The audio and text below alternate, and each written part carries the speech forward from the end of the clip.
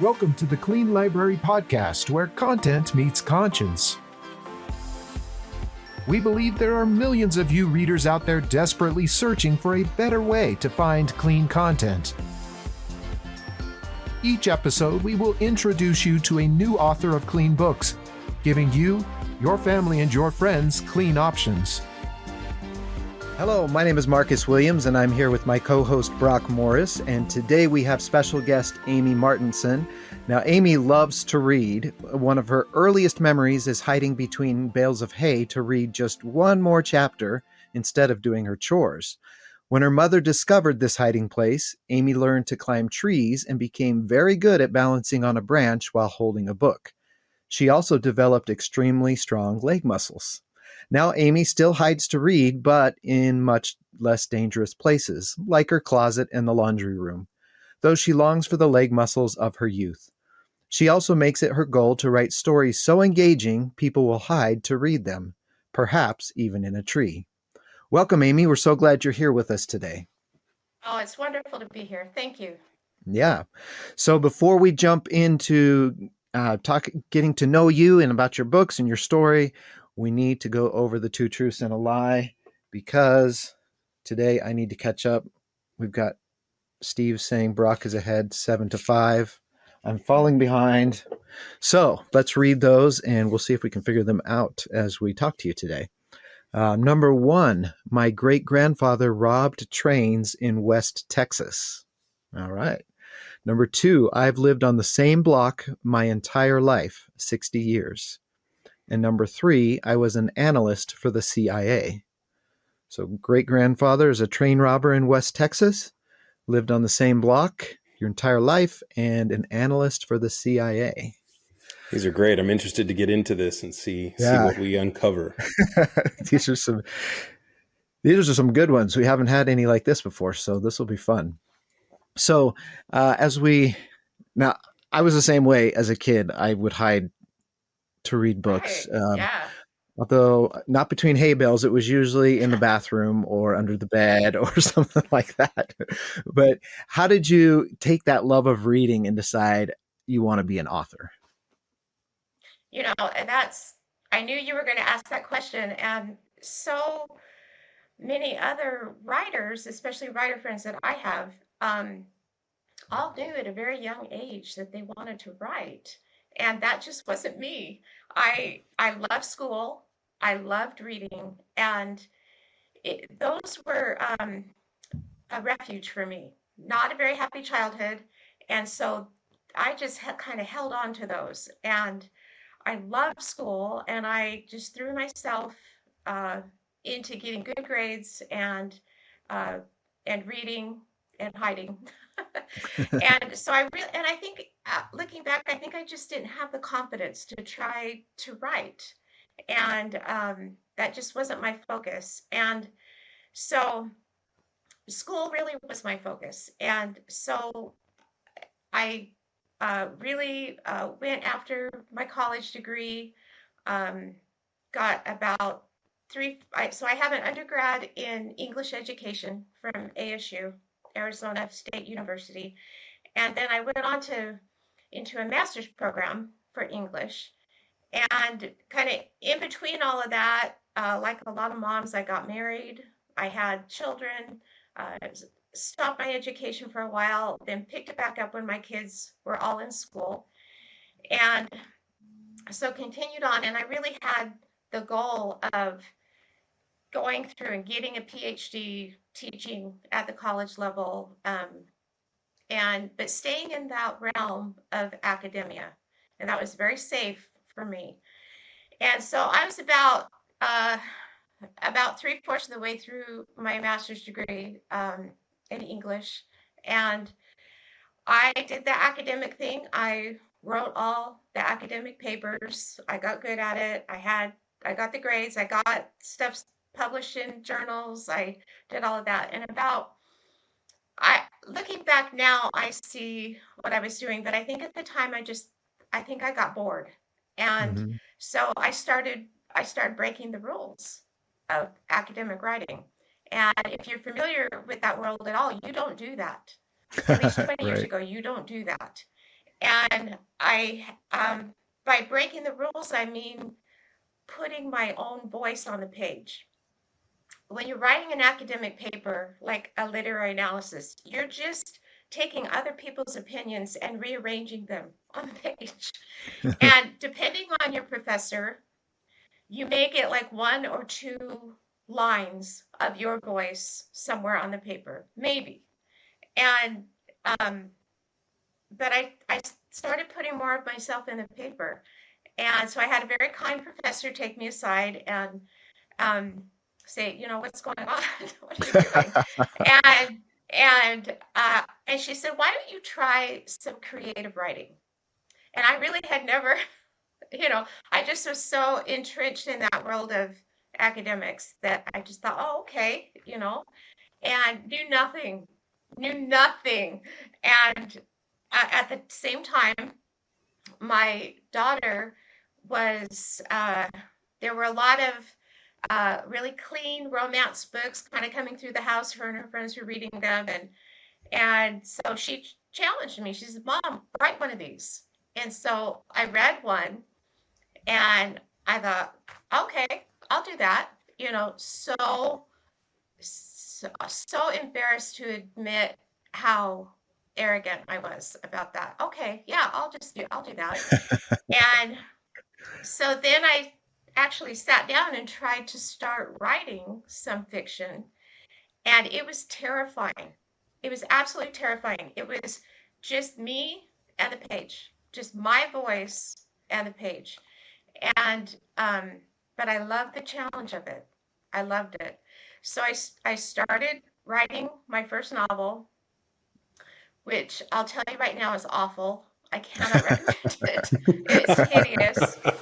It's still up on Amazon. I can't recommend it. But I started writing, and it took me 5 years to write that book. But I would, life happens. We're taking care of elderly parents, doing a lot of service in our church. And so I would set it down for months at a time and then pick it back up and write it. So 5 years. And I finally got it finished and had done enough research to realize, okay, this is how you submit something that you've written. And at the time, there were several publishing companies, and these were companies associated with the church I belong to, the Church of Jesus Christ of Latter-day Saints. They were publishing companies specific to that religion, and they were not requiring you to submit. You could submit unagented submissions, meaning you don't have to be represented by an agent to submit your work to them in however form they want it. So I would just go and follow their submission guidelines and submit and be rejected and submit and be rejected, back and forth, back and forth. And so, but a lot of times they would make suggestions, and I would make those changes to the book and resubmit it. And it was kind of at that point where I had set it aside for a while, was taking care of life, and I got a call back from one of the publishing companies, and they said, "Hey, do you still have that manuscript? We want to publish it." And I'm like, "Yes, of course I do." And so I had never worked with an editor. I'd never done anything like this. And it was a baptism by fire. I learned so much from that process, and they were very kind with me. But I didn't have an MFA. I had a master's in English. So it was all academic. I had never done anything with fiction writing or creative writing. And so I learned so much from that process. So they picked me up, they published that book, they published 3 others. And at that point, I had discovered that there were other people doing this too. So there's a wonderful organization called American Night Writer Association. And the acronym for that is ANWA. So I'll refer to it as ANWA from now on. But someone told me about it. It's a critique-based group. They have local chapters in your area, and you meet once a month, and you bring something and you get feedback on it. And I was terrified to join, but I did it because I needed to learn more. And um, and I realized that people were publishing this themselves. They were learning the process of, um, they were finding editors, they were formatting it themselves, they were teaching, they were publishing it themselves, and they had control over all of that. And my husband really challenged me to, just go do this on your own. You can do this. And so I did. And I'm grateful for the start with the publishing house and what they taught me. But I have been self-publishing since then, and I haven't looked back. So, and I Interesting. love it. I love the process of writing. It's very hard. It's very humbling. Um, but you have to have a group. You have to have a connection of people. You learn so much from that. And I think in some of the podcasts you've talked about maybe joining some writing groups, one of you. Yeah. Um, yeah. Uh, and don't be afraid of critique-based groups. You can find the right one that have rules and that are nice. So Right. because I Yeah. just feel like I've learned so much from that. So yeah, That's awesome. that was great. So that's kind of how I ended up. My books are all on Amazon. I just keep writing, keep publishing. Cool. And that's a very different journey from most. I think most of ours have, if they've switched between self-published and indie, they've gone the other way. They've started Mhm. self and then went indie, and you went the other direction. So much there that I just want to dive into. I'm like writing down all these questions as we go. Good. I love at the beginning when you were talking about um, that books were, I don't remember the word you use, your escape, or The that just refuge. a refuge. Yeah, Yes, that yes. exactly, that was the word. And I think there are lots of things you can use for that. What different hobbies, different interests. I love movies as well, but I think there's something about books, especially a Right. physical book that you're holding in your hand, that nothing else can replicate. I agree. Um, Yeah. and and the ability to choose the story that you want to read that might be what you need at that time, Right. whether different genre, different characters, or Hmm. um, that there's so much out there. And the fact that I'm a big supporter of local libraries. Every time I've moved, which has been a Oh, lot, yeah. first thing I do when I get an address is I go to the library and get a library card, Hmm. no matter where I am. And the ability, especially as a kid, where you don't have the money to go out and buy things, you can't Right. control what streaming services your parents, but you can go to the library and pick the book you want. Right.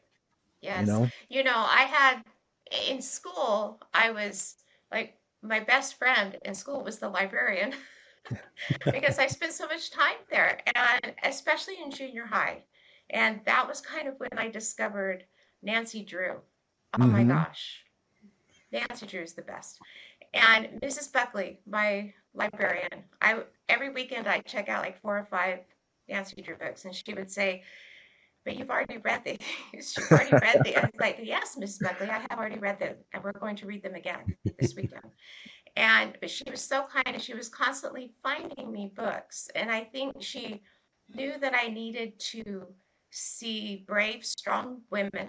independent women, and so she would find books with those characters in them for me. So such a wonderful resource libraries are. Yeah, and I'll bet you she was so excited that she Oh, she had loved it. this, yeah, a child that was so Yes, into it. Yeah. yes. Like I was Hardy Boys, but my problem was I didn't remember. I read so many of them, I didn't remember if I'd read it or not. So Oh, I'd and that's keep, fine. That's great. so I'd reread them and like halfway through, oh wait, this sounds familiar. I think but you know what? Who cares? I'm going Oh, to you're gonna finish it keep anyway. reading. Yeah. Yeah. Awesome. One of the other things you mentioned, Amy, that I thought was fascinating was the break you had to take from sort of your focus on academia and English, and how much of a separation it was to write fiction. Do you feel like your education helped you at any point in that, or did you really have to just completely reinvent the way that you were viewing writing in general and rely on just learning it all anew? I know you said that was a terrifying sort of It brave moment for was. you, but You know, yes and no. I think school taught me discipline, taught me to do things thoroughly, to that I can do hard things, and taught me how, especially academic writing, taught me how to order things in my head um, and to focus and just some of those things that are a direct transfer into other areas of our lives. But um, there's a really good book. It's called Wired for Story, and Lisa Cron wrote it. I highly recommend it. And one of her main premises is that just because you have um, read a lot of books and you have the ability to discern what is a good story or not. I mean, we can really tell, like in the first chapter, whether this is going to work for us or not. right. That does not mean that you can then pump out a good story. And it is two different parts of your mind that you use when you read and take in a story and then when you go to write it. And so it does not, it's so unfair because we've been feeding this story machine in our head all these years. You think it should just automatically pump out a good story, but it doesn't. You have to learn the craft.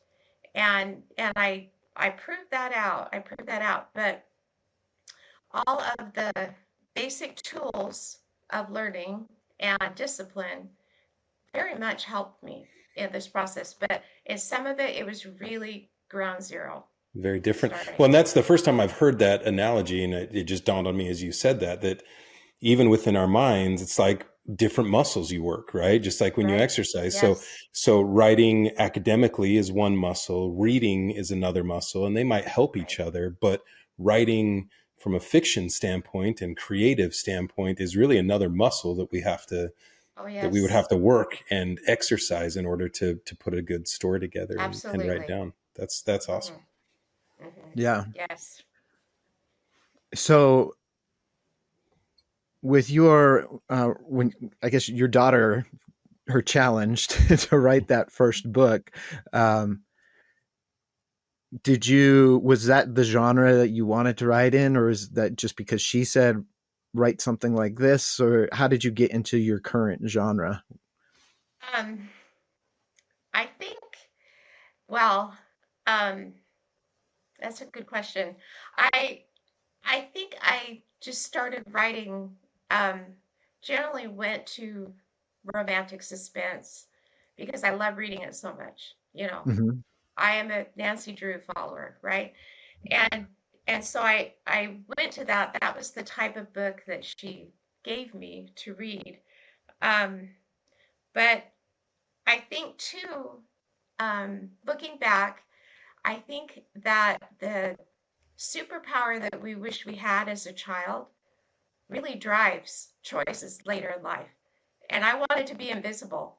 I wanted to be invisible for a lot of reasons. Um, but when I found this genre of um, spies and espionage and um, people that had these tremendous skills at being invisible, I just loved it. I loved it. But a lot of it was because that's what I wanted to be when I was younger. And so I think that was kind of all connected. But I did land in romantic suspense, and I do write small town romantic comedy. And Mm-hmm. so those are the two genres that I write in. So was there ever any thought when you went to school to major in something that would lead to a career in espionage or government service, like international relations or something like that? Nice try. Really nice try on that. That was really good. I'm not Okay. going It to was a answer lot more that subtle than question. mine normally are. Marcus, So I'm I not have to give I'm you not points for answering that. that, Marcus. I'm And I, sorry. and I like, I mean, I want to know, but Maybe, okay, that's maybe fair. not. That's fair. That is fair. So, and you mentioned just along those same lines that the books your daughter was reading were clean Yes. romance. Hmm. So, was there an impetus there for you to keep your books clean, or why did you make that decision? You know, that really never was a question for me. The choice to write clean, strongly guided by my faith and my religion, but also um, I had done enough reading to know that um, there is there is something to a story that elevates our mind. And um, I think that one of you mentioned the quote by Louis L'Amour about how his choice of not using obscenity and sex in his books. And I found that quote. And so I want to read it because I love it. Sure, And it yeah. really has guided my writing. Um, he says, I've written all of these stories without pornography, without any obscenity. I grew up among sailors and miners and lumberjacks and the roughest kind of men in the world, but I never found it necessary to use all that in stories. I can make them real without that. I think much of that kind of writing is a cover up for lack of real skill. And I believe that, but it takes some skill to be able to make your characters become real without um, without going to swearing, without going to sex and vulgarity. Um, I think, and I think that when people, particularly with sex, I think that when people hear the word clean romance, they think it's an oxymoron. They think it's impossible, and that's sad. That's sad that the factory setting for romance for them would include all of, having sex every third chapter or filling it with vulgarities or whatever when it's not necessary. um, because we Okay, so for an example, Hmm. there's a reason that we are all still thinking about Elizabeth and Mr. Darcy, or Emma and Mr. Knightley, or Anne and Captain Whitworth. So, anyone not familiar with those names, they are the main characters of Jane Austen's novels written over 200 years ago that are still being reinvented today. And I feel like the reason for that is because the relationship those characters have, are based on two very important things: respect and genuine affection. Now, that's the kind of relationship we all want. We all long for that. In our lonely hour, we all want that kind of relationship and we're drawn to it, whether we will admit it or not. And we keep coming back to it for a reason. So I want to write stories that have that have characters that have those qualities, because that's foundational.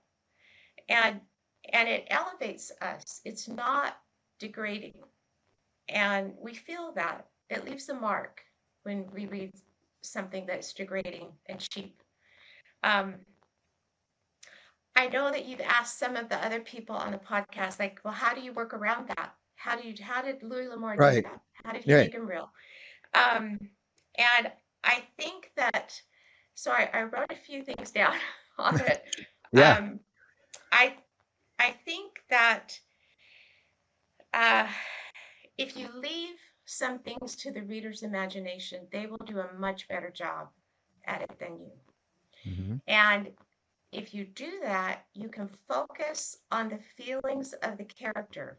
Like, for example, if you have a young boy and he's walking down the hallway of his junior high school, and you could say he's making his way down this hallway and he's being pummeled with crude sexual innuendos.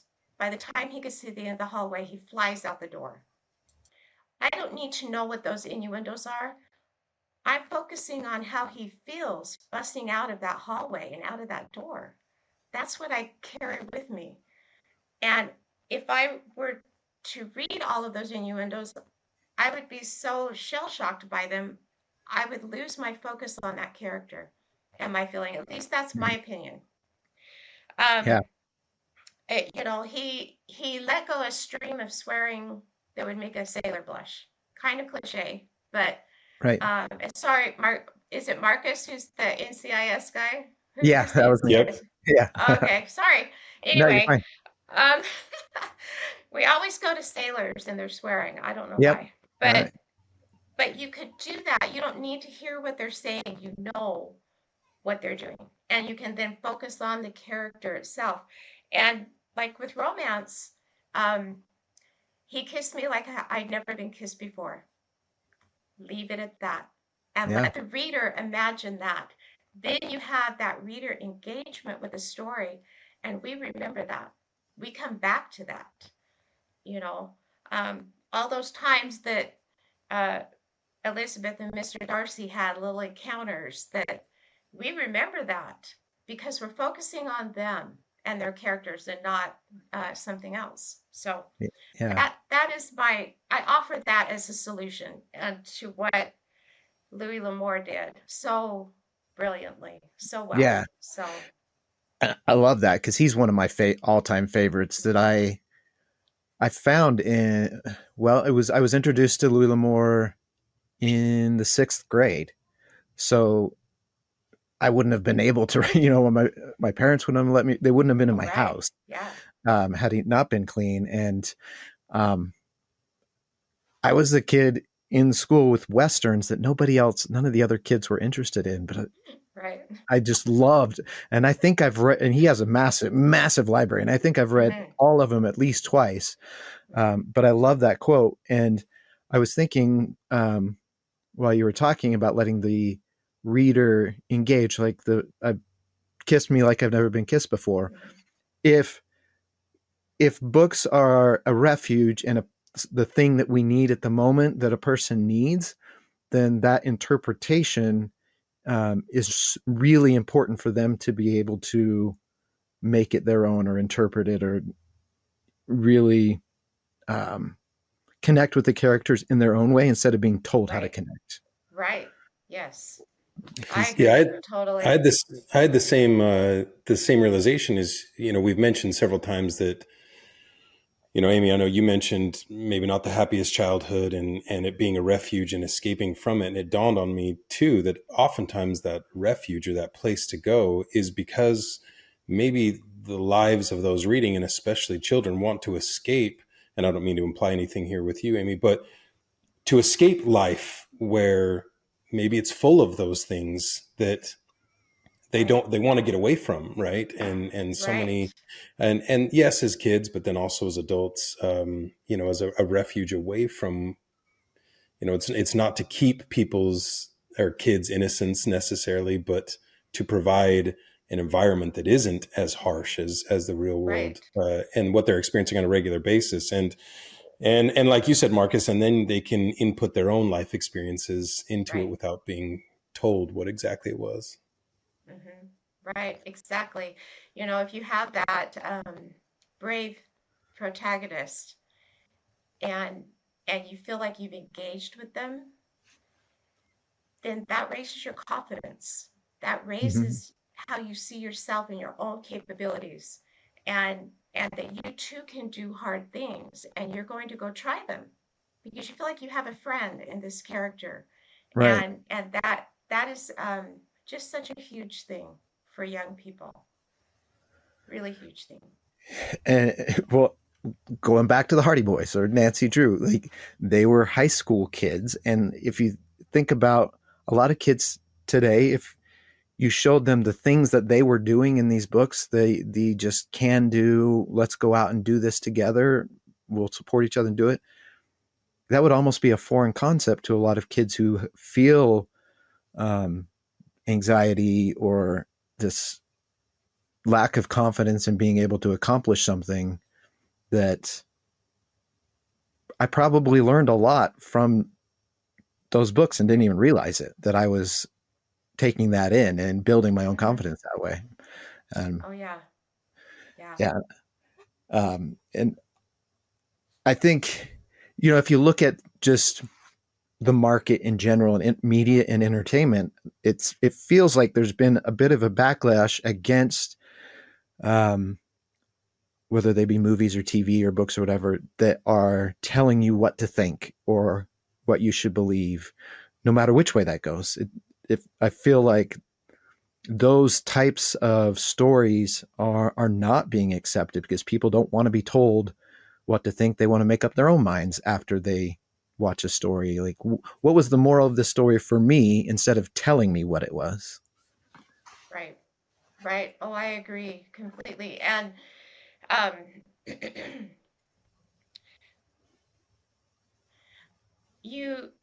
it's really interesting to try to market a clean romance. It really is interesting because of that very point that you brought up. We are being told what our factory setting should be for fiction, for nonfiction, for everything. And and you can't think beyond this. This is what you're supposed to think. And that's it. I think that there was a comment on a previous thing you said something about someone making a comment that you were censoring, Right, you right. know. No, well, no, we're giving a choice. We're giving a choice outside of this factory setting that everyone says we're supposed to have. And and isn't that kind of what America was founded on? Is choice. We can choose how we want to worship. We can choose to make our own way. It doesn't depend on how we were born, what status we were born in. And so, um, it's okay to write clean. It's okay to read that, but it is a challenge to market it. It really is. All of my books are on Amazon right now. I have a long-term goal of selling direct. I really want to do that.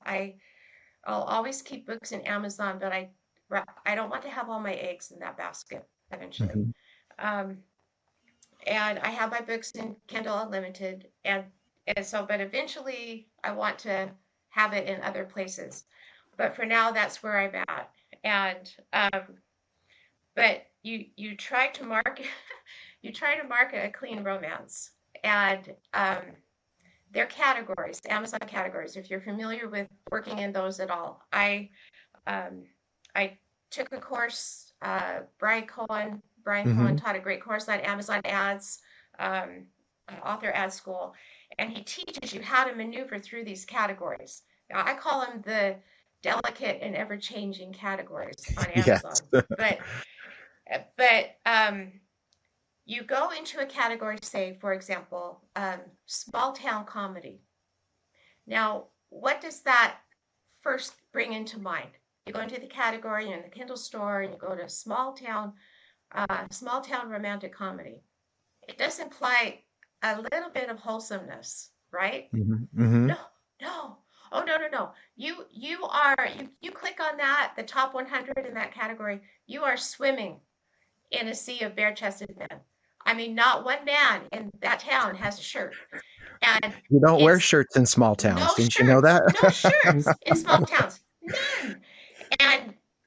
And and so wow, if I go to the romantic suspense category on Amazon to promote my romantic suspense series, it doesn't fit in. It doesn't. No, it is like the most promiscuous covers you've ever seen, and so I have also my books listed under Christian, and because my characters, my books are not LDS specific. The first one is, but the rest I have just made faith based, which means my characters believe in God, they pray, they have moral standards that they live by, Hmm. and so I can put them in the Christian category on Amazon, but a lot of times that's just kind of this meshing of different genres. Amazon finally did listen to us several years ago and created a category called Clean and Wholesome. And it's in the Kindle store under romance. But again, that is just a meshing of all those subgenres, historical, Western, um, uh, everything you can imagine. And so again, it's not a great marketing tactic. Right. So, in the whole marketing set, it is a challenge to do, to put clean stuff out there. Right. And Brock and I had this conversation when we were meeting last week, the categories in Amazon and how they create boxes that don't fit. And it's can be really difficult. You end up marketing your book in the category where you want people to find it rather than what it really is. Right. That whole idea of categories and genres is designed to help you find books, but there's so many books now that it's actually hurting. It's keeping you from finding them.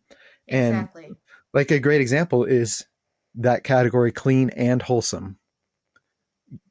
Those are different things in my Right. mind. Um, Related, certainly, Mhm. but you can have one without the other. And what if it's a clean book that's not under romance yet? This is a subcategory of romance, and so it just I don't know that that system is working anymore.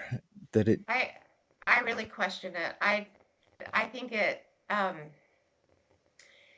I think it works well for other genres that Mhm. I don't write in. Of course. I think it works masterfully well for other genres, but if you are a clean author, you have to learn how to maneuver around in those categories. Another person that's really helped, Dave Chesum, Kindlepreneur. Yeah. He's a great resource to learn how to maneuver through those categories and to study and to keep up on when they are delicate and ever changing. Um, but they don't cater to the clean author. They don't, and even Christian, like Christian romance, Christian suspense. Now they're having these subgenres of gritty Christian or edgy Christian. What does that mean? Right. Right. Wait, what? Well, that opens the door for a lot of stuff. Right. And I think That that's may part be of that's not a good thing. I'm sorry. Yeah. Yeah, no, and I think that's part of the issue is what we're limited to is thinking in these terms of genres, right? We don't have the ability to search outside of that or really try to pull in a lot of different elements of what a book might be, and because they vary so much, so we have to create these genres and subgenres that still don't necessarily fit, and Amazon's certainly not giving us the functionality to sift through to find what we're looking for, or to your point, for authors to market what they're writing for, when it just doesn't quite fit. That's something we've discussed a lot. So there's definitely a gap out there for these books to fall into. Another Yeah. thing that's been really misleading, is the popularity of the different type of cover that is popular now. It's called vector or illustrated covers, Yep. and they look like just a drawing, like a Hallmark type drawing of like a man and a woman, and have a little dog or a Christmas tree or something. So it looks very innocent, very Hallmark like. Um, you go into the romance section of Barnes and Noble now, and it is not the romance section it was 10 years ago at Hmm. all. Tons of these beautiful illustrated covers, and they're on books that probably are at least rated R, if not beyond. Right. And so, very misleading, very difficult, and Amazon, of course, makes that very difficult too. It's a very popular form of cover, but it doesn't show necessarily what the book is. It it implies something completely different. Yeah. I agree. Recently, I agreed to be an ARC reader for an author, do a review, and based on the cover and based on the category and the description, it was a cozy mystery with some sweet romance, is what I was thinking.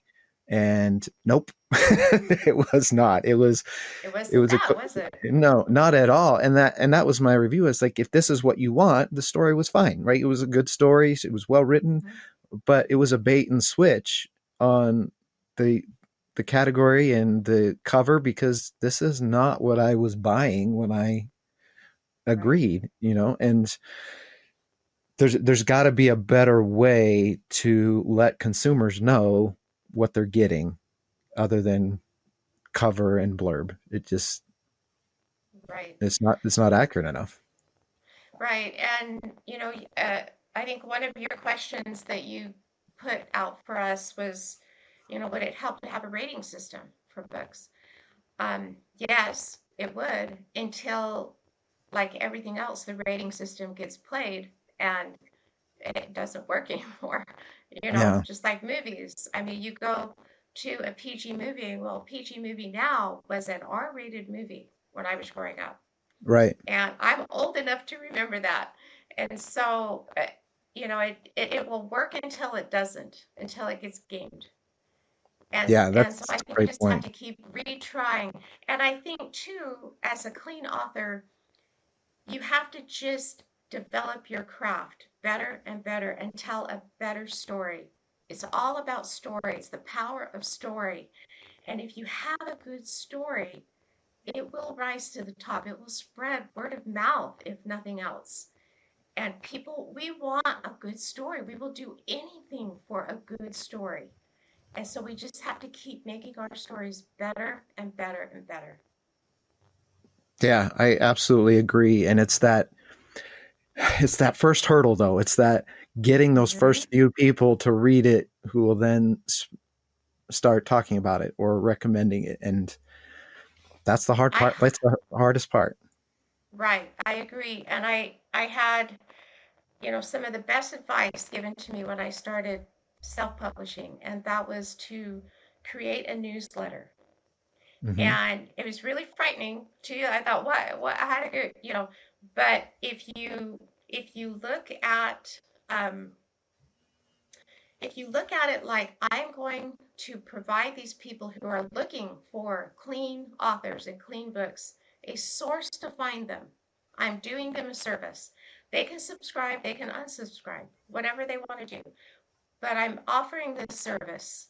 And so I started doing a newsletter. I have a newsletter. I have almost 2,000 subscribers. I send it every other week, and I am a source of. I do cross promotions with other authors. They're called newsletter swaps, and so I'm always promoting 3 or 4 other clean authors and their books. Like your podcast, I will put a permalink in my newsletter. So every newsletter goes out has a link for this podcast. Awesome. And Thank just you. so that they have a sort of course. And so there's a source of doing that. And an important thing with that newsletter I have learned is that it is a direct connection to your readers. You are not putting social media between you and your readers. Not Facebook, not Instagram, not TikTok. Those can go down. And what do you have? But you have your email address for your readers. You have a Hmm. relationship with them. I have Michelle Reinhardt. Hi, Michelle, in Ohio. She is a faithful newsletter follower. Um, Begged me to write a third obituary book. That's how book 3 came about. Because she would write me every week and say, "You have to write this book." She's a dear friend. I love her. Other people I have developed too.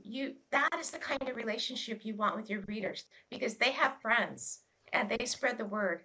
That is that direct connection. And I think newsletters are absolutely foundational for an author, especially a clean author who's pushing that wheelbarrow up a hill, Yeah. of marketing their books. So, absolutely. Yeah, that's great advice. Um, so we're getting we're getting to where we need to wrap up here, but we wanted to know, do you have any recommendations for our listeners, for other clean authors that you would? I do. I All have right. more. I'll be Okay, quick. great. Okay. The first one, Amy Standage. She writes as LL Standage. She has a fantastic urban fantasy series, Fathom, mermaids, suspense, romance. She just came out with a new YA book, Call Me Hinbing. Awesome books, awesome person. The second one, Jennifer Griffith. In the indie author world, we call her the Queen of Christmas. She has a gazillion Christmas novels, lovely novels, but she surprised us a year or so ago and came out with a romantic suspense. If Looks Could Kill. I read an arc of that, an advanced reader copy. Fantastic, so good. The third one, Paige Edwards, a lovely person, uh, writes romantic suspense, so good. I read an arc of her latest, Flat Deception. I couldn't put it down. It was so good. The last one, Mindy Strunk. Mindy Burbridge Strunk. She writes beautiful Regency romance, contemporary romance. She's the one who took me aside and taught me how to publish, my self-publish. Took the time to do that. I'm forever grateful. So I know all four of these women. I'm dear friends with them. I recommend everything they've written. Awesome. Thank you. That's great. This is one of the best parts for building this list of authors for people to find the authors, to find the books that they want to read. I'm going to And make these women be on this podcast. I'm okay, going to do make it. it happen. Oh, Do it. We'd yeah. love to talk to them. We're going to do That it. would be great. Okay. All right. We need to get into the two truths and a lie. So let's remind everyone. Number one, my great-grandfather robbed trains in West Texas. Number two, I've lived on the same block my entire life, 60 years. And number three, I was an analyst for the CIA. All right, Brock, what do you think? All right. So I'm going to go against maybe what logic would tell me. And I'm going back to one of the first things you said when we started this was that your goal was to stump us completely. And so I'm going to say, despite the fact that your books have a heavy espionage type, potentially CIA take on them, I'm going to say that you being a CIA analyst is the lie. Just because I think you're trying to throw us off, but I'll leave it there. Marcus, what's your thought? Okay. So I looked at him and said, which one is the one I would discount and say was the most probably true? And I'm going to go with that one as the lie instead. So kind of your strategy, but I'm going to go with number one, great-grandfather robbed trains, as the lie, because that's when I very first off thought was true.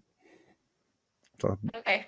Okay. Well, the first one, my grandfather, Thomas Jefferson Johnson, he lived in West Texas. He did belong to a gang that robbed trains and railroad wagons, you know. All right. And so that is true. And the really funny thing is my neighbor just through the field, his great uncle was a Texas Ranger in the same area during the same time. And but clearly not a good one because he never caught my Because he never caught your. So yeah, my grandfather lived to be an old man in West Texas, kind of a character. Sounds like there's a co-authored book there to have with him. Yeah. Oh, he has a story. That's for Yeah, sure. I bet. That's cool. So that is true. Okay. The second one, that I've lived on the same block my entire life, that is true. So Brock, you have won. Dang it. I haven't lived on the same block. You're ahead, buddy. I'll take it. I've lived on the same block my entire life. And that really helped kind of form the premise for the obituary writer books about just people, I would know these people my whole life, and then one of them would pass away and I'd go to the funeral and I think, are we talking about the same person? That's not who I knew. I don't remember being like that. And so I just kind of started that thinking, but no, in my dreams, I would be a CIA analyst. And that was kind of an obvious one, but I thought I'd give it a go since I write spy books. But no, in my dreams, I would do that. Yeah. Okay. So my first instinct that it was true was right. So the gamble did not pay off. It did not pay off this time. So you've taken a commanding lead. It's 8-5. It's all right. There you go. There you go. It's gonna be rough. We have plenty of episodes in the future for me. Maybe I need to start guessing first instead. Right.